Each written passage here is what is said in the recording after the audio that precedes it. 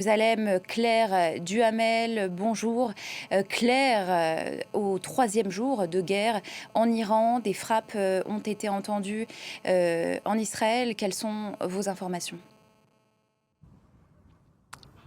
Bonjour. Oui, il y a eu aujourd'hui plusieurs alertes aux missiles balistiques, deux notamment autour de midi ici à Jérusalem. On a entendu la défense anti-aérienne israélienne s'activer dans le ciel israélien et la majorité de ces missiles balistiques interceptés. Un impact néanmoins répertorié dans la ville de Beersheva, c'est au sud d'Israël. 19 blessés, dont un blessé grave selon les secouristes israéliens, et potentiellement plusieurs personnes bloquées dans les décombres d'immeubles. Les secouristes disent que les retrouver devrait prendre plusieurs heures. On a aussi assisté en fin de matinée à un briefing de l'armée israélienne adressé à la presse étrangère, dans lequel le porte-parole dit qu'il estime que l'armée que l'Iran change de stratégie vis-à-vis d'Israël, qu'il y a moins d'attaques de missiles, mais que ceux-ci se font plus massifs. En résumé, des barrages de missiles balistiques en grand nombre, et ça, on sait que c'est plus difficile à intercepter pour l'armée israélienne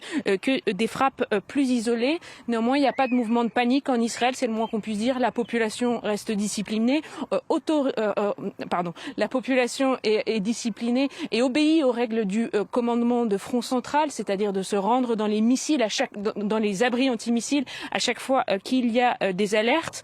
Il y a bien sûr des disparités d'accession à ces abris, puisque certaines populations d'Israël n'ont pas accès à ces abris à l'intérieur de leur maison. Néanmoins, il y a des abris publics un peu partout dans les villes israéliennes, et les Israéliens obéissent aux règles car ils connaissent évidemment le danger de ces missiles balistiques s'ils passent au travers des filets du dôme de fer.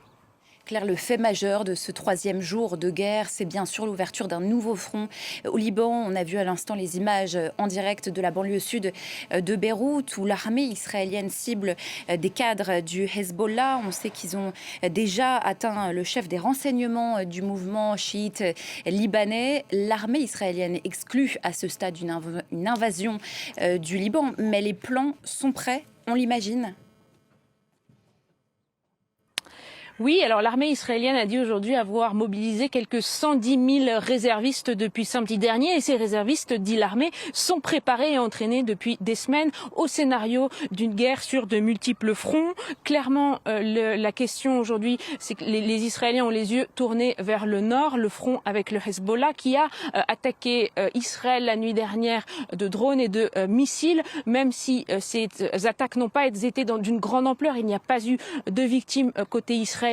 La riposte israélienne aujourd'hui se fait massive, avec des frappes contre plusieurs fiefs du Hezbollah tout au long du territoire libanais. L'armée a aussi annoncé qu'elle allait frapper des branches de la banque Al-Qard al-Hassan, qui est une banque affiliée au Hezbollah. L'armée qui demande à tous les civils libanais qui sont à proximité de ces banques d'évacuer. 18 appels d'urgence à évacuer ont été envoyés dans l'après-midi. C'est clairement le scénario catastrophe pour les Libanais, avec un Hezbollah acculé, affaibli par la guerre de 2024 et par les frappes israéliennes régulières depuis le cessez-le-feu. Avant la guerre, le Hezbollah envoyait des signaux indiquant qu'il souhaitait éviter d'entrer dans tout conflit entre Israël, les États-Unis et l'Iran, mais il avait placé le sort du guide suprême Ali Khamenei comme une ligne rouge. Samedi, Israël a tué Ali Khamenei et le Hezbollah a décidé d'entrer dans la confrontation. Israël avait, avant le début de la guerre, menacé de s'en prendre aux infrastructures civiles libanaises si tant est que le Hezbollah rejoignait la guerre. Ce qui est certain, c'est qu'en Israël, les yeux sont tournés vers la frontière entre Israël et le Liban. Voilà, l'armée israélienne qui cible donc en ce moment des cadres du Hezbollah. On imagine que la cible numéro 1, c'est Naïm Qassem, le numéro 1 du Hezbollah.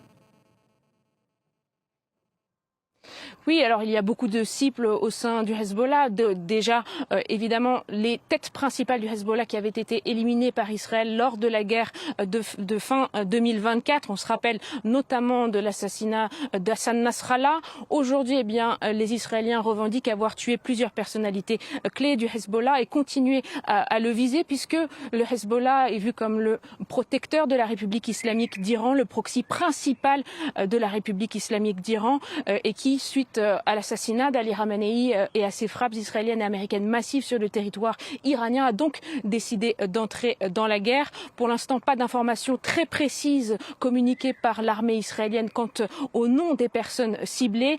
Néanmoins, l'armée le répète et l'a dit aujourd'hui dans plusieurs briefings. Le but, c'est bien sûr d'atteindre le cœur du Hezbollah pour éviter que le front entre Israël et le Liban ne dégénère et que Israël ait beaucoup de difficultés à intercepter en parallèle les missiles du Hezbollah et les missiles de l'Iran.